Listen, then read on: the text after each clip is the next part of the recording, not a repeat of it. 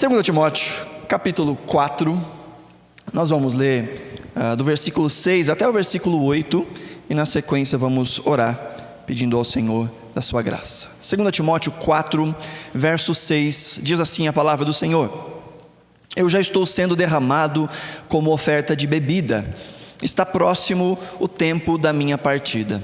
Combati o bom combate, terminei a corrida, guardei a fé. Agora me está reservada a coroa da justiça, que o Senhor, justo juiz, me dará naquele dia, e não somente a mim, mas também a todos os que amam a sua vinda. Vamos orar, queridos.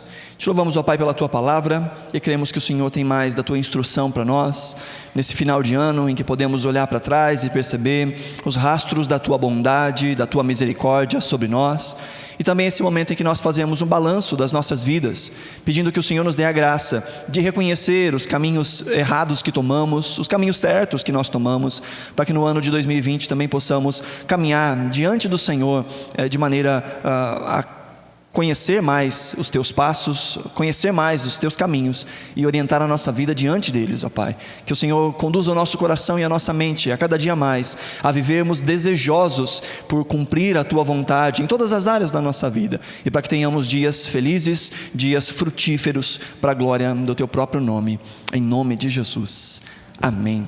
Graças a Deus. Nós vamos dar continuidade hoje na nossa série de exposições, meditando um pouquinho a respeito do fim e do começo. Nós precisamos pensar agora nesse final de ano os nossos caminhos, e é um bom momento para nós lembrarmos os nossos caminhos, a fim de reorientarmos os nossos caminhos para o ano que vem. Então é um bom momento, um momento ilustrativo para a gente fazer isso. E aqui nós vemos o apóstolo Paulo falando do final da sua jornada. Disse que as últimas palavras de uma pessoa, principalmente quando ela sabe que está para partir, as últimas palavras dessa pessoa são palavras muito importantes. Tem até uma piadinha que eu vou reproduzir aqui, que eu ouvi o pastor Gustavo naquele dia lá no nosso encontro de homens contando. Ele disse que, não sei, parece que árabes têm a fama de serem pessoas que seguram mais as finanças. Não sei se é verdade, mas essa é a fama que tem, que os árabes gostam de manter o seu dinheiro bem perto de si mesmo. E diz que um árabe muito já avançado em idade, já estava hospitalizado, prestes a falecer, e ele ali no leito de hospital, os médicos já chamaram a sua família e falaram: olha, vão lá, porque é os últimos momentos do pai de vocês, vão lá para poder ouvir as últimas palavras do pai de vocês. Aí chegam lá os filhos, e o pai que está ali enfermado, ele diz: Ibrahim, onde está Ibrahim? Ibrahim está aí. Aí o Ibrahim fala: oi papa, o Ibrahim está aqui. Aí ele fala: Moshe está aí. Aí o Moshe fala: oi papa, Moshe está aqui. Aí ele fala: Mohammed está aí. E o Mohammed fala: oi papa, Mohammed está aí. E as últimas palavras do pai então aqueles 3 filhos foi: e quem é que ficou cuidando do lojinha? E aí ele morreu. É claro que isso é uma piada, né? É óbvio que isso é uma piada.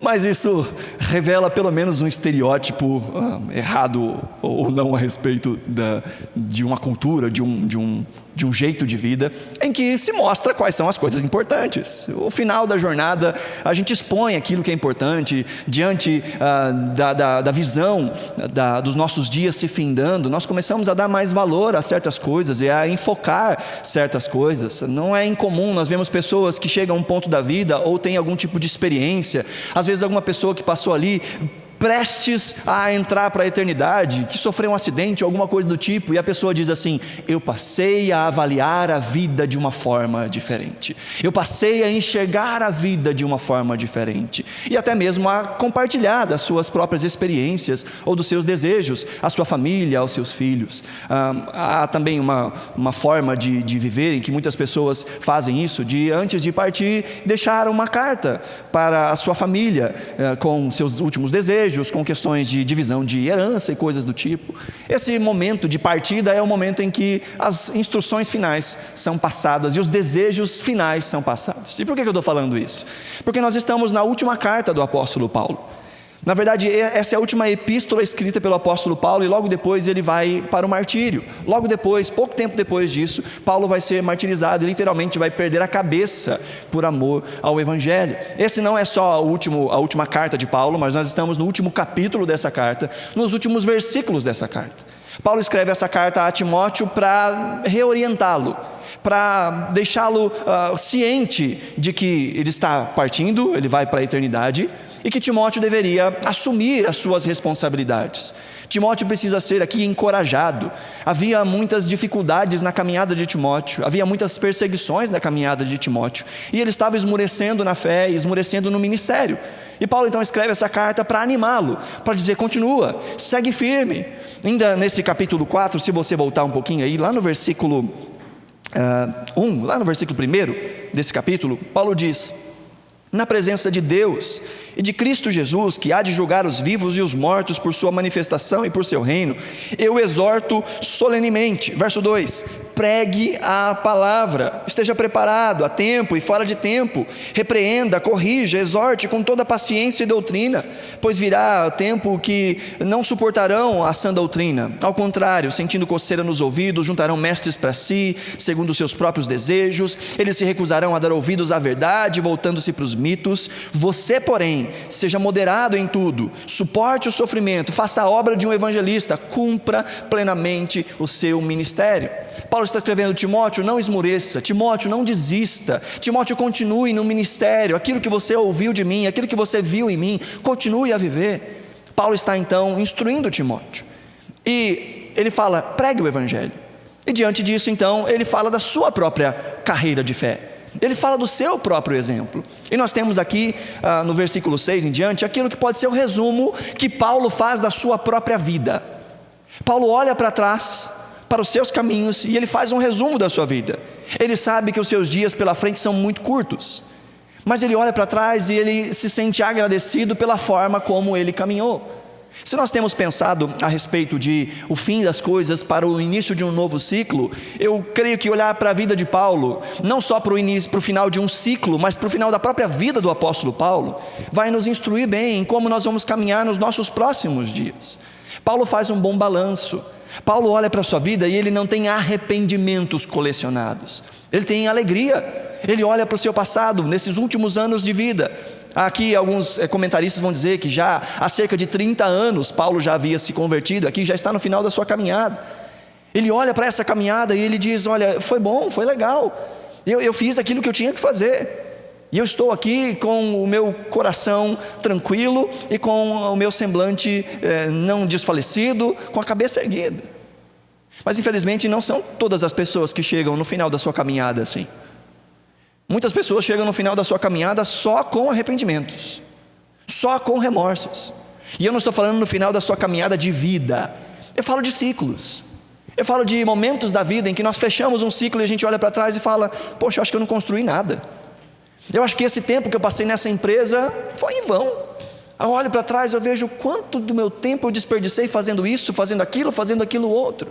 Há muitas pessoas que chegam no final de um ciclo e não aprenderam nada, não construíram nada, não deixaram nada. Paulo está olhando para a sua caminhada e ele está feliz com a sua caminhada. Primeiramente nós vemos aqui no versículo 6 uma constatação do apóstolo Paulo. Ele diz no verso 6: eu já estou sendo derramado como uma oferta de bebida, está próximo o tempo da minha partida. Vamos ver como é que Paulo enxerga a sua vida, para ver se nós conseguimos também aplicar à nossa vida esse tipo de visão e andarmos com esse tipo de visão, para que lá na frente, quando chegar a nossa hora, também a gente possa olhar para trás e dizer: foi uma boa caminhada. Paulo começa aqui no versículo 6 falando que ele está prestes a fazer a sua última entrega. A palavra aqui usada é sendo derramado como uma oferta de bebida. Outra tradução fala: estou quase sendo derramado como uma oferta de libação. E o que era essa oferta de libação, essa oferta derramada de bebida? Isso está regulado lá no livro da lei, mas precisamente em Números, capítulo 15. Lá em Números capítulo 15, desde o versículo 1 em diante, vai falando como é que deveria ser a entrega da oferenda diante do Senhor. Os sacrifícios que eram feitos como uma oferta ao Senhor, eles eram queimados sobre o altar. O altar nada mais era do que uma grande churrasqueira. E ali então, aquele cordeiro, que era o símbolo do pecado do povo sendo derramado por alguém inocente, um símbolo de Cristo Jesus.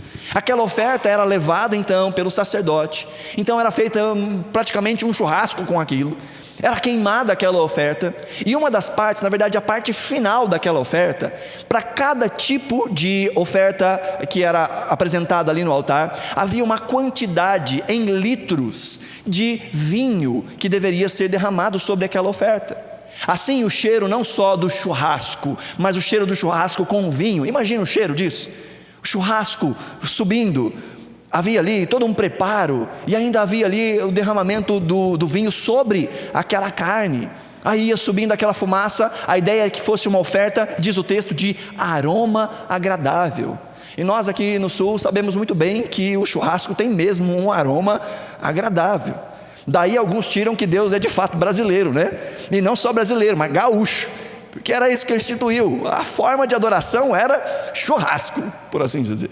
Mas aquela oferta ela era queimada, e como a última parte da oferta era derramado aos poucos o vinho, para que aquele cheiro adocicado fosse subindo como um sinal de algo chegando agradavelmente ao Senhor. A gente sabe que tudo isso era sombra no Antigo Testamento daquilo que Cristo faz. Cristo é o sacrifício perfeito. Cristo é o único sacrifício que é de aroma agradável ao Senhor. Os nossos sacrifícios são imperfeitos por causa dos nossos pecados, mas Jesus é o sacrifício perfeito. Ele é recebido pelo Pai de maneira completa. Então aqueles sacrifícios do Antigo Testamento apontavam para Jesus. E então havia essa chamada oferta de libação, que era o derramar do vinho como última parte do sacrifício. Quando Paulo está falando isso, olha, eu estou prestes a ser derramado como oferta, a gente pode fazer aqui duas aplicações que no final são a mesma coisa. Ele pode estar dizendo o seguinte: a minha vida inteira foi uma vida de sacrifício, e agora eu estou prestes a fazer a última parte desse sacrifício. Ele pode estar dizendo exatamente isso. Olha, eu considero que em todo o tempo da minha vida eu estive entregando uma oferta, e agora está na hora da última parte da oferta. É a hora que vai derramar o vinho, e agora subo diretamente às narinas do Pai. Ele está falando do final da sua jornada de maneira ilustrativa. Essa pode ser uma forma da qual nós interpretamos esse texto. A outra forma, que é a mesma coisa, é como se Paulo pudesse estar dizendo também: olha, Jesus fez o seu sacrifício. O sacrifício verdadeiro é Cristo Jesus. E agora a minha contribuição, por assim dizer, não no sacrifício de Jesus, mas a minha entrega é que eu também me sacrifique por amor a Jesus. Que a minha vida seja derramada em resposta ao derramamento da vida de Jesus. Independente das duas formas como nós enxergamos esse texto, o que Paulo está dizendo é: eu estou no final da minha entrega. Eu estou prestes a fazer a última entrega que eu posso fazer. A minha vida, literalmente falando. E por que essa é a última entrega de Paulo? Porque a vida inteira de Paulo foi uma vida de entrega. Desde que ele teve um encontro com Jesus na estrada de Damasco, Paulo se entregou. Paulo entregou a sua fama, Paulo entregou o seu nome. Paulo, que era considerado um grande homem do Império Romano, um grande judeu, um grande conhecedor das leis judaicas, rejeitou tudo aquilo. Ele mesmo diz: eu olho para trás, Paulo diz lá em Filipenses, eu olho para trás e eu esqueço das coisas que para trás ficam. Mas no capítulo anterior ele fala: se alguém tem algo de se gloriar, eu também teria. E ele vai dizer: olha, eu fui judeu de judeus, eu fui criado aos pés de Gamaliel, eu fui um grande conhecedor da lei, irrepreensível. As coisas que eu fiz por temor a Deus, até persegui a igreja porque eu temia a Deus. Paulo era reconhecido dentro do Império Romano como um grande soldado. Paulo era reconhecido como um grande pensador. Mas ele mesmo diz: olha, todas essas coisas eu considerei como refúgio, como esterco, a fim de ganhar a Cristo. Paulo deixou todas as coisas, e desde aquele momento a sua vida foi uma vida de entrega. A sua vida foi uma vida de entrega ao reino do Senhor. Ele tem toda a moral para poder dizer aquilo que ele fala em Romanos capítulo 12. Ele diz: irmãos, eu rogo pelas misericórdias de Deus que vocês apresentem os vossos corpos como sacrifício vivo, santo e agradável a Deus. Esse é o vosso culto racional. Paulo pode dizer isso, porque ele fez isso.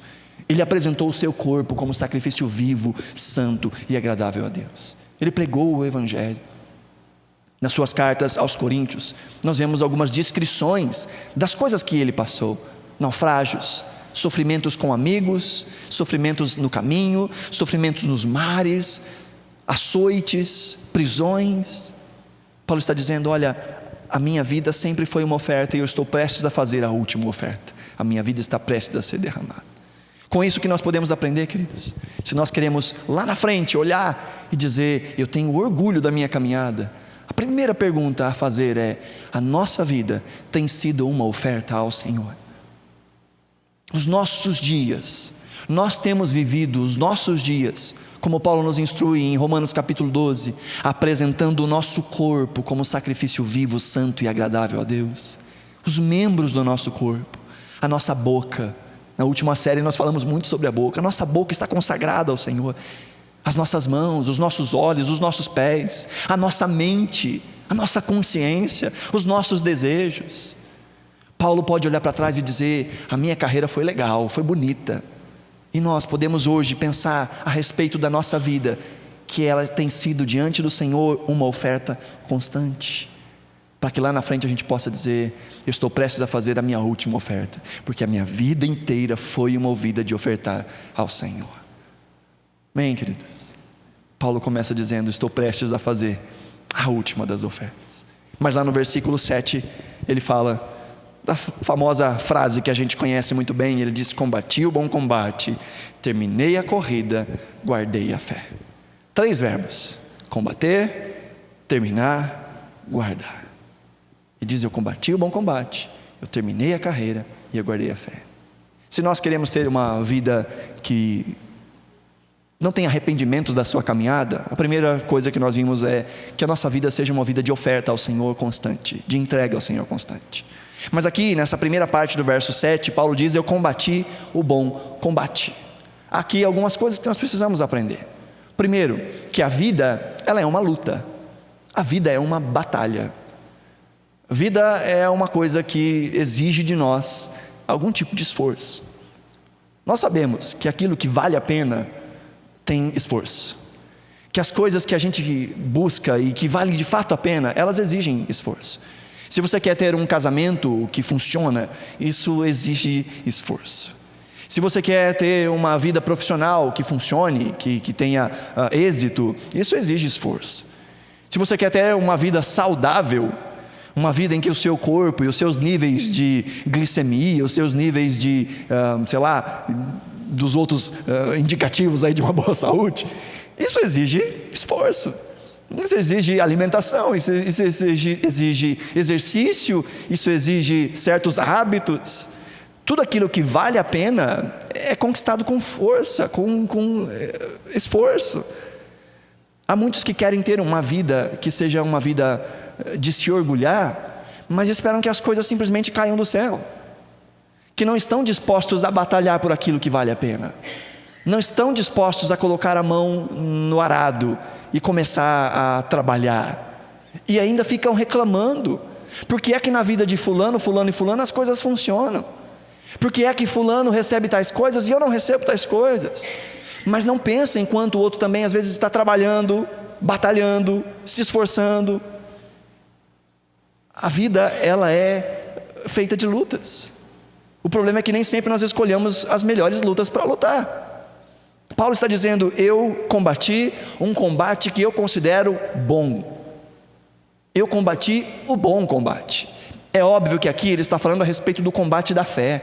É óbvio que aqui ele está falando a respeito da sua caminhada diante do Senhor como essa oferta constante, mas também dessa caminhada de pregar o Evangelho, do ministério que ele recebeu da parte do Senhor.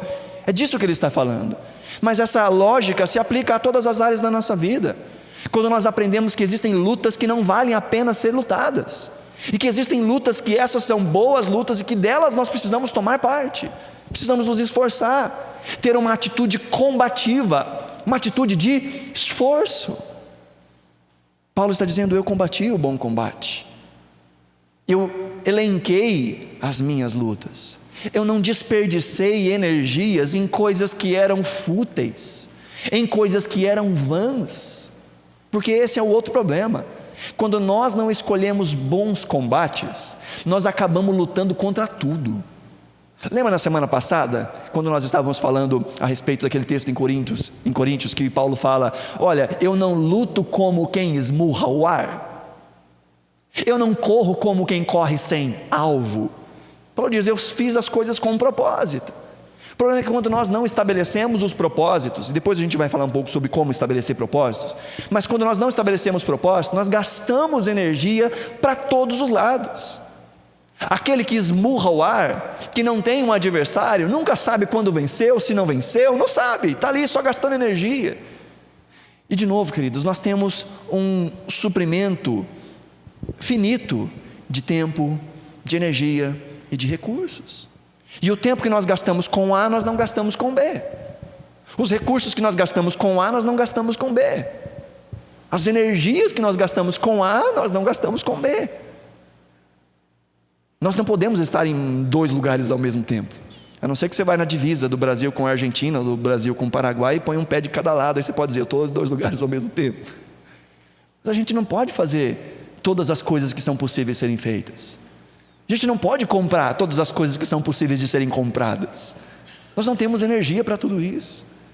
E quando nós não temos foco, quando nós não temos propósito, nós gastamos as nossas energias com coisas que não merecem que gastemos as nossas energias, e não sobra energia para aquilo que é de fato prioritário. Não sobra tempo para aquilo que é de fato prioritário. Não sobra recursos para aquilo que é de fato prioritário. Nossas prioridades ficam expressas aí. Precisamos aprender a escolher melhor as nossas batalhas. Há muita dor de cabeça que seria evitada se a gente não entrasse em certas discussões. Há muita dor de cabeça que seria evitada se nós não tomássemos parte em alguns projetos.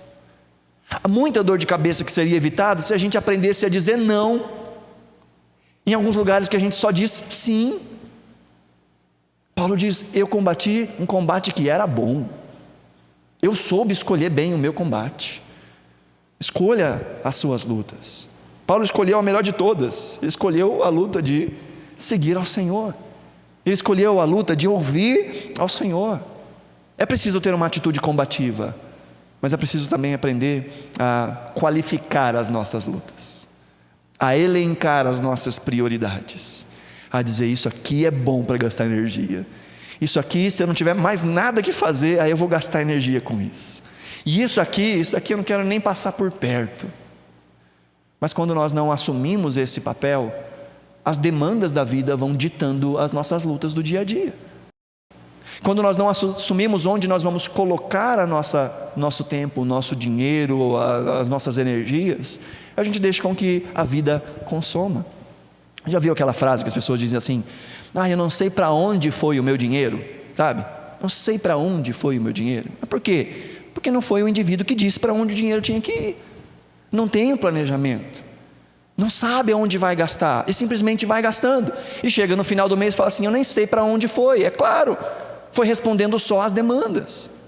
Não sobrou dinheiro para isso. Olha, não tem sobrado dinheiro para, ofertar, ser dizimista. Não tem sobrado dinheiro, é claro. Não está nas prioridades, não está na lista de prioridades. As nossas energias, o nosso tempo, olha, o dia passou e eu nem consegui parar para orar. É claro, não tem um planejamento. O dia foi vindo com demandas e a gente vai respondendo essas demandas sem pensar nelas. Não tem horários separados, não tem horários consagrados, santificados. O que significa santificar? Separar. Não tem tempo separado, não tem tempo separado para a família, não tem tempo separado para atividade física, não tem tempo separado para descanso. Aí passa a vida correndo atrás do vento, quase se mata, aí às vezes até se mata mesmo, de tanto trabalhar, de tanto fazer coisas. O corpo entra em colapso, a mente entra em colapso, o coração fica fraco, dá umas gripe braba, porque a imunidade está lá embaixo, simplesmente porque não reservou tempo para descansar. Bate no peito como se fosse um grande sinal de orgulho: eu não sei há quantos anos eu não tiro umas férias. Nossa, vai se matar. Eu trabalho de sol a sol, de segunda a domingo. Vai se matar. Deus não nos fez para isso. Deus nos fez para administrar, sim, a criação, mas para aprendermos a descansar nele. E descansar em todos os sentidos: corpo, alma e espírito, sabendo que Ele é quem cuida de nós. Agora, se não reservamos tempo, nunca teremos tempo. Se não reservamos energia, nunca teremos energia. Precisamos aprender a elencar melhor as nossas batalhas. Se você quiser marcar aí comigo e voltar um pouquinho, na verdade voltar bastante, deixa marcado aí, Timóteo, e vai comigo lá em Eclesiastes. Eclesiastes capítulo 2. Eclesiastes é um livro bem azedo. É um bom livro para a gente ler. Eclesiastes é um livro bem azedo, em que, diferente da caminhada de Paulo, a caminhada de Salomão é uma caminhada em que ele coleciona arrependimentos. Salomão escreve esse livro já no final da sua vida. Aquele mesmo homem que recebeu sabedoria da parte de Deus, que construiu grandes coisas, também fez muita caca ao longo da vida.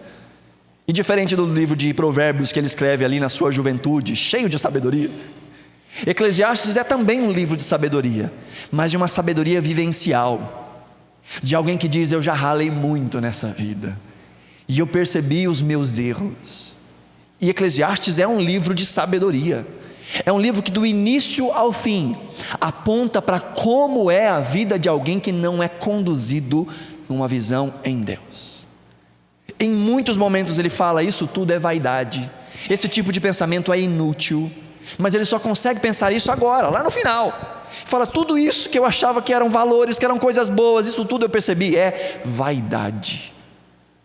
E a parte mais importante do livro de Eclesiastes são os últimos versículos. No último capítulo, no último versículo, você vai entender por que é que o livro de Eclesiastes é tão amargo. Ele fala: acima de tudo, depois de tudo que foi dito, fica aqui a lição: tema a Deus. É assim que ele termina o livro. Mas antes de terminar o livro, ele vai dizendo de várias coisas que são ilusão, inutilidade, várias batalhas que são travadas, em que ele olhou para trás agora e ele diz: olha quanto tempo eu perdi. Olha aí, capítulo 2, verso 1, ele diz: eu disse a mim mesmo, venha, experimente a alegria, descubra as coisas boas da vida, mas isso também se revelou inútil. Concluí que o rir é loucura, e a alegria de nada vale. Decidi entregar-me ao vinho e à extravagância, mantendo, porém, a mente orientada pela sabedoria. Eu queria saber o que vale a pena debaixo do céu, nos poucos dias da vida humana. Lancei-me a grandes projetos, construí casas, plantei vinhas para mim, fiz jardins e pomares, e neles plantei todo tipo de árvore frutífera. Construí também reservatórios para irrigar os meus bosques verdejantes. Comprei escravos e escravas, tive escravos que nasceram em minha casa. Além disso, tive também mais bois e ovelhas do que todos os que viveram antes de mim em Jerusalém. Ajuntei para mim prata e ouro, tesouros de reis e de províncias. Servi-me de cantores e cantoras e também de um harém, as delícias dos homens. Tornei-me mais famoso e poderoso do que todos os que vivem em Jerusalém antes de mim, conservando comigo a minha sabedoria. Não me neguei nada que os meus olhos desejaram, não me recusei a dar prazer algum ao meu coração. Na verdade, eu me alegrei em todo o meu trabalho, essa foi a recompensa de todo o meu esforço. Contudo, quando avaliei tudo o que as minhas mãos haviam feito, e o trabalho que eu tanto me esforçara para realizar, percebi que tudo foi inútil, foi correr atrás do vento. Não há nenhum proveito no que se faz debaixo do sol. Veja alguém que é bem pessimista, né? Mas do que é que ele está falando? Mais à frente ele vai falar: olha, coisas que foram construídas que eu sei que vão ficar por aí. E aqueles que vão pegar as coisas que eu construí, eu nem sei se vão administrar tão bem. Às vezes só vão gastar. Às vezes aquilo que eu acumulei ao longo de gerações, ao longo de anos, ao longo de muito tempo, o próximo que vai administrar consome em um ano, destrói tudo em um ano. Salomão está dizendo: eu gastei toda a minha vida nisso, achando que essa era uma boa luta a se lutar. Mas aí no final do livro ele vai perceber e ele vai dizer: olha, a melhor coisa que se faz é teme a Deus. Não que alguma dessas coisas aqui seja pecaminosa em si mesmo, construir, trabalhar, não é isso. A questão é quando isso vira o nosso modelo de vida. A questão é quando esses alvos, esses objetivos se tornam a nossa luta, se tornam o nosso fim. Qual é o nosso fim? O nosso fim é construir, o nosso fim é ter coisas, o nosso fim é ter casas, o nosso fim é experimentar sabores da vida. E ele diz: olha, essa foi a única recompensa que eu tive, a recompensa de desfrutar. Mas agora eu olho para trás e vejo: olha, essa recompensa não é duradoura, ela é passageira. Vai ficar aqui as coisas que eu construí e elas logo vão ser destruídas. Mas há uma recompensa, há algo duradouro, que é quando nós vivemos para a glória de Deus. Veja, nós vamos continuar construindo, nós vamos continuar trabalhando, nós vamos continuar fazendo as coisas que cabem a nós como seres humanos sobre essa terra, porque isso também é dádiva de Deus. Mas quando nós entendemos que a maior de todas as lutas, que o maior de todos os projetos deve ser conhecer a Deus e viver para a glória de Deus, nós encontramos a verdadeira felicidade. As demais coisas vão se tornando uma consequência da instrução de Deus em como vivermos os nossos dias. E a nossa satisfação não está nelas, a nossa satisfação está em Deus. E Deus nos satisfaz mais do que qualquer projeto possa nos satisfazer. Agora, se a nossa vida está pautada em projetos humanos, nós vamos chegar no final da vida como Salomão, dizendo: e eu olhei para trás e eu vi que eu só gastei meu tempo, eu corri atrás do vento, é tudo inútil. Volta lá para Timóteo, por favor, 2 Timóteo 4. Paulo diz: eu combati o bom combate, eu escolhi uma boa luta a ser vencida. Nós temos escolhido, queridos, boas lutas para combater. A luta da vida cristã, nós temos escolhido ela? Ou existem outras lutas que têm gastado nosso tempo, nosso esforço, de forma que nós não temos tempo para lutar em favor do reino de Deus, para lutar pela santificação da nossa vida, para lutar pelo nome de Deus, pela moral de Deus, para lutarmos pela fama de Deus? Porque quando as pessoas olham para nós, nós que nos dizemos servos do Senhor, nós estamos mostrando a fama de Deus, nós estamos representando o nome de Deus, de forma que se o nosso nome está sendo motivo de escândalo, nós estamos escandalizando o nome de Deus. Nós temos feito da nossa vida essa oferta, nós temos entregado ao Senhor os nossos dias, as nossas forças, o nosso tempo. Paulo diz: eu combati o bom combate. Não só isso, no verso 7 ainda ele diz: eu terminei a carreira, ou eu terminei a corrida. A ideia aqui é de passar o bastão. Paulo está falando para Timóteo assumir o seu lugar. Essa é a moral do capítulo 4. Paulo está dizendo: olha, Timóteo, prega o evangelho. Aí lá no versículo 6 ele diz: eu já estou sendo derramado. A NVI não traduz uma palavra que tem no original, a palavra gar, que significa porquê. Paulo está dando a Timóteo motivos para que ele seja mais firme na pregação do evangelho. O primeiro motivo, que está aí do versículo 1 até o versículo 5, é que vai haver tempo em que as pessoas não vão querer ouvir o evangelho, que vão procurar para si mesmo mestres. A gente lê o texto. Paulo diz: então prega o evangelho, porque vai chegar o tempo em que ninguém vai querer ouvir, então prega. Aí o segundo motivo é o capítulo 6, ele diz: prega o evangelho, porque eu já estou prestes a ser derramado como oferta de bebida. Está dizendo: olha, a minha parte está acabando, e agora, Timóteo, você tem que pegar o bastão. A ideia de completar a corrida aqui, a outra tradução seria completar o curso ou o percurso, é uma ideia de uma corrida, sabe aquela corrida de troca de bastão? Sabe? Tem um indivíduo que corre um tanto, aí chega lá, ele passa o bastão, o outro indivíduo corre um tanto. Paulo está usando essa figura: olha, está chegando o fim da minha volta, e agora vai ser a sua volta. Paulo está dizendo: eu estou passando o bastão para você, eu estou passando para frente. E parte da nossa caminhada, ouça bem isso, parte da nossa caminhada, parte da nossa corrida é, na verdade, a continuação da corrida de outros. A nossa vida, os nossos propósitos, parte deles, e uma parte importante, nada mais são do que a continuação das pisadas de outros. Nós, como humanidade, construímos em cima de alicerces de outros. a tecnologia, por exemplo, é o acúmulo de conhecimento do passado que vai se desenvolvendo, e aí hoje as pessoas vão criando coisas a partir daquilo que foi criado. Nós vamos continuando, a história vai continuando, nós vamos evoluindo como pessoas, assim espero. As coisas vão evoluindo, porque nós vamos aprendendo com a história, vamos aprendendo com aquilo que os outros fizeram. E na vida cristã também é assim. As coisas que nós vamos colocando em prática, nada mais são do que as tradições que foram guardadas pelo Senhor, que foram ensinadas por Jesus, que foram ensinadas pelos apóstolos e que têm vindo sendo trazido até nós. Parte da nossa caminhada tem a ver com conhecer como nós devemos caminhar, à luz da forma como outros caminharam. A olhar os passos de Jesus, ele é colocado como exemplo muitas vezes. Jesus nos deixou o exemplo, diz o autor de Hebreus. Jesus nos deu o exemplo, diz o apóstolo Pedro na sua segunda epístola. Jesus é o nosso exemplo, e nós continuamos nas suas passadas. Nós continuamos o legado dos apóstolos, o ensino dos apóstolos, a tradição da igreja, nós continuamos.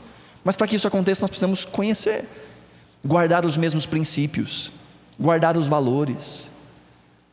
O mundo vai mudando, a mente das pessoas vai mudando, os padrões com os quais as pessoas julgam as suas vidas vai mudando, mas nós seguimos um Deus que permanece o mesmo. Nós seguimos a um Deus que permanece da mesma forma, e os seus ensinos permanecem da mesma forma, a sua ética, a sua moral permanece da mesma forma. Entra ano, sai ano, Deus continua o mesmo. E parte da nossa caminhada é continuar a caminhada daqueles que nos antecederam, é levar o mesmo evangelho que nos alcançou, o mesmo evangelho que foi trazido desde Jesus, passando pelos apóstolos até chegar em nós. É esse evangelho que nós vamos passar para frente. Nós estamos numa corrida de bastão, em que nós recebemos o bastão da geração passada e precisamos correr a nossa corrida e entregar para a próxima geração. A NVI também não traduz a partículazinha aqui. A ideia é: terminei a minha corrida. Paulo não está dizendo simplesmente eu terminei a corrida ou completei a carreira. A ideia é: eu completei a minha parte na carreira. Há algo que cabe a nós, que nós é que temos que correr. Há algo que faz parte de nós. Parte disso é o que nós recebemos dos nossos antepassados. O Salmo 145 diz o seguinte: uma geração contará a outra geração a grandiosidade dos teus feitos. Eles anunciarão os teus atos poderosos, proclamarão o glorioso esplendor da tua majestade, anunciarão o poder dos teus feitos temíveis, comemorarão a tua imensa bondade e celebrarão a tua justiça. Uma geração passa para a próxima geração. Mas há uma parte que é a nossa corrida, há uma parte que é o nosso propósito. E o apóstolo Paulo conhecia muito bem o seu propósito. Atos capítulo 20, verso 24, Paulo está se despedindo ali dos presbíteros em Éfeso, prestes a ir para a sua última viagem. Ali em Atos capítulo 20 mesmo, ele vai dizer: olha, vocês não vão me ver mais, é a última vez que vocês estão me vendo. Então ele faz ali uma grande despedida com aqueles presbíteros em Éfeso, e ele diz no versículo 24: todavia não me importo, nem considero a minha vida de valor algum para mim mesmo, se tão somente puder terminar a corrida e completar o ministério que o Senhor Jesus me confiou, de testemunhar do evangelho da graça de Deus. Paulo tinha consciência da sua parte, Paulo tinha consciência do seu propósito, porque são a nossa identidade, o entendimento do nosso propósito, que vai fazer com que a gente escolha melhor as nossas batalhas.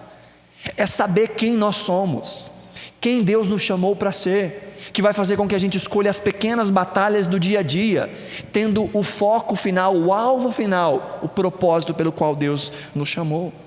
Nós precisamos caminhar de propósito, com propósito. A pergunta que não pode ser esquecida por nós é: por que é que eu existo? Já fez essa pergunta? Por que é que eu existo? Por que eu estou sobre essa terra? Qual é o meu propósito nessa loucura chamada universo? Por que é que Deus me plantou em Planalto? Por que é que Deus me plantou em Capanema? Por que é que eu nasci nessa família? O que é que o Senhor tem para mim nessa família? Por que é que o Senhor ainda não me levou daqui? Por que é que eu ainda estou vivo? Qual o propósito de Deus para a minha vida? Essa é uma pergunta importante a se fazer. E a primeira resposta, e a mais soberana de todas as respostas, é: eu existo para a glória de Deus. Essa é a primeira coisa, e dela flui todo o resto. Então as coisas que eu faço, as coisas que eu penso, os meus planos, os meus projetos, precisam de alguma forma espelhar a glória de Deus, testemunhar do caráter de Deus. As minhas escolhas, ao fazer uma escolha, pensar: isso vai glorificar a Deus como? E principalmente, se eu escolher isso, eu sei que isso vai envergonhar o nome do Senhor, eu vou continuar? Essa ação que eu vou tomar, eu sei que isso envergonha o nome do Senhor, isso depõe contra o caráter de Deus, isso expõe uma parte do meu caráter que não deveria ser exposta. Eu continuo? Há muitas pessoas que oram pedindo para Deus abrir os olhos para saber se aquele caminho é o caminho que deve seguir ou não. Mas se pararem para pensar e ver o quanto aquele caminho destoa dos caminhos do Senhor, não precisa nem orar. Já sabem, por aqui eu não devo seguir. Isso não reflete a glória de Deus. Qual o propósito? Por que é que eu existo? Paulo tinha uma boa consciência disso. Jesus nos ensina sobre propósito. Lucas capítulo 4, verso 42, diz que ao romper do dia, Jesus foi para um lugar solitário. As multidões o procuravam, e quando chegaram até ele, onde ele estava, insistiram que não as deixasse. Mas ele disse: é necessário que eu pregue as boas novas do reino de Deus em outras cidades, porque foi para isso que eu fui enviado. Olha que interessante. As pessoas diziam: Senhor, não vá embora, fica aqui, continua a pregar aqui. E Jesus diz: não, é necessário que eu vá, porque foi para isso que eu fui enviado. A consciência de propósito que Jesus tinha fez com que ele não deixasse que a sua agenda fosse ditada pelo que as pessoas esperavam dele. E aqui está um outro problema.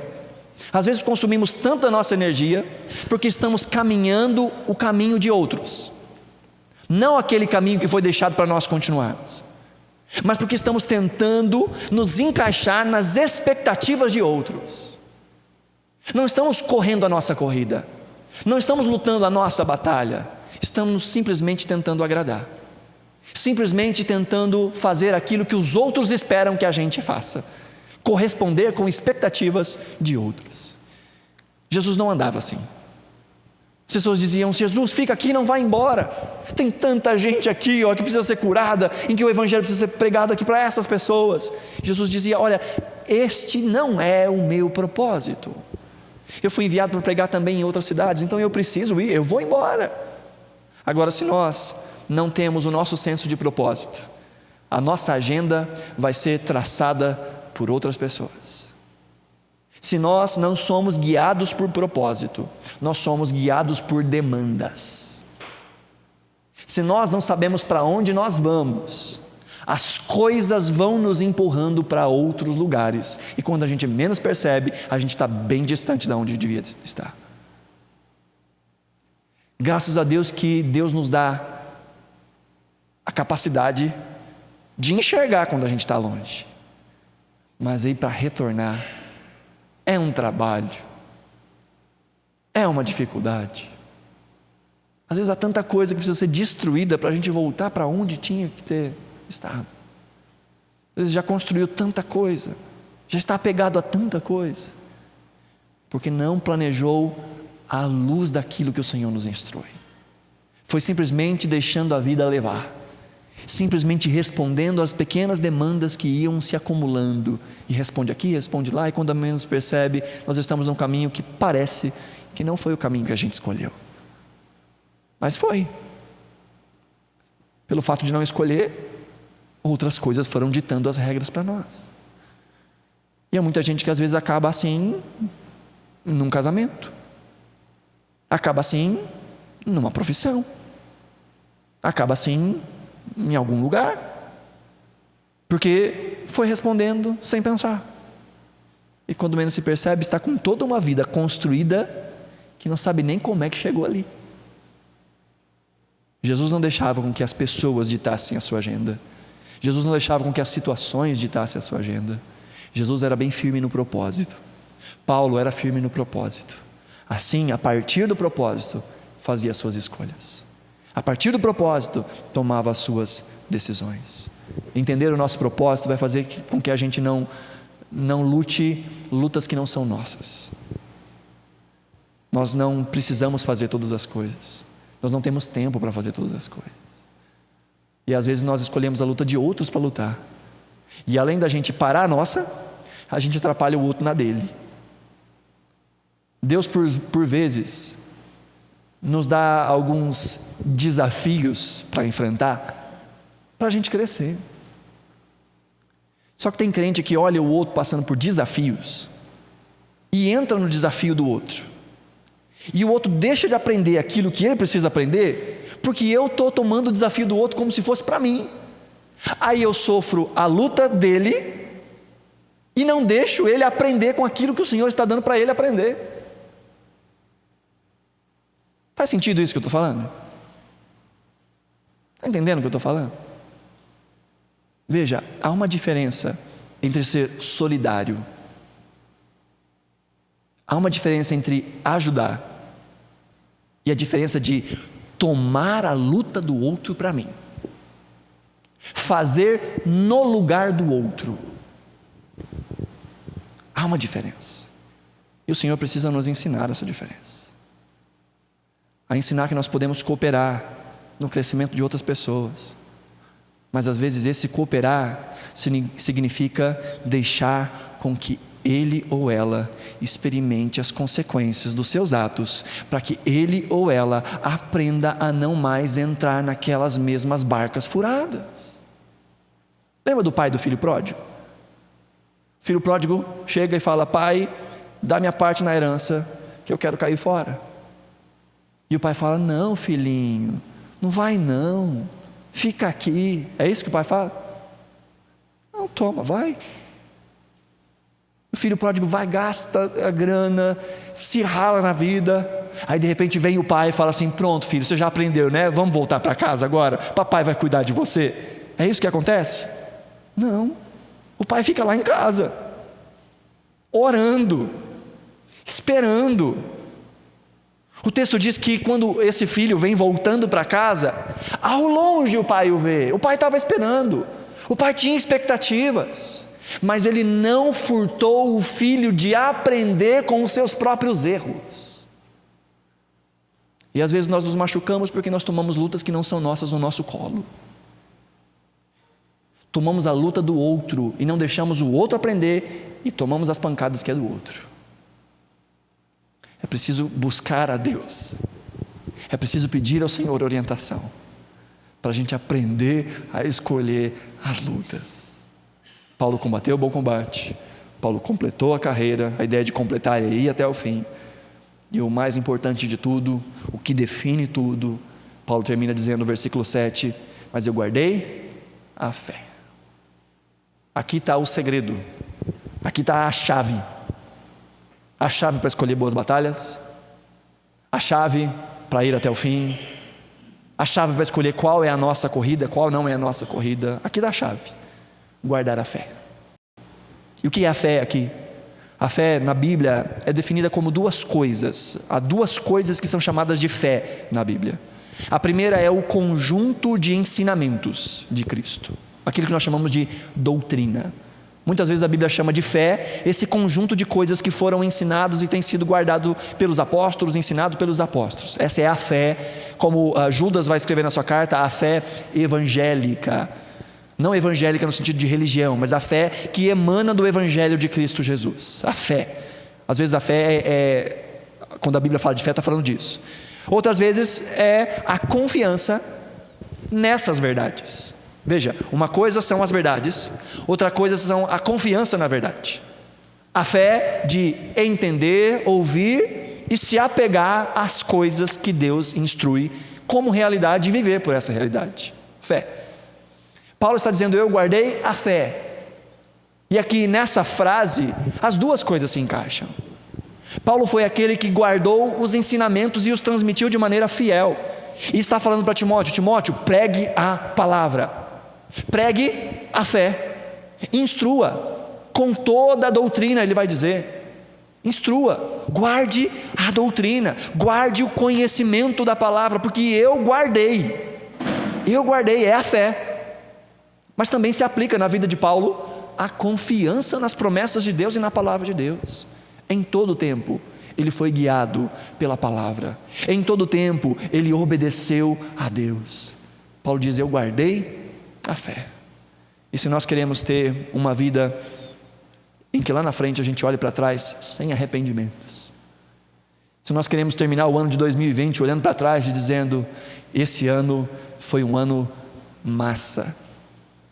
Olha, está acabando. Imagina chegar lá no dia 30 de dezembro, dia 30, chegando lá no finalzinho já de dezembro, e dizer: olha, o ano está prestes a ser derramado, como essa oferta de libação. Falta pouquinho, mas foi um ano em que, ao longo desse ano, eu me dei ao Senhor.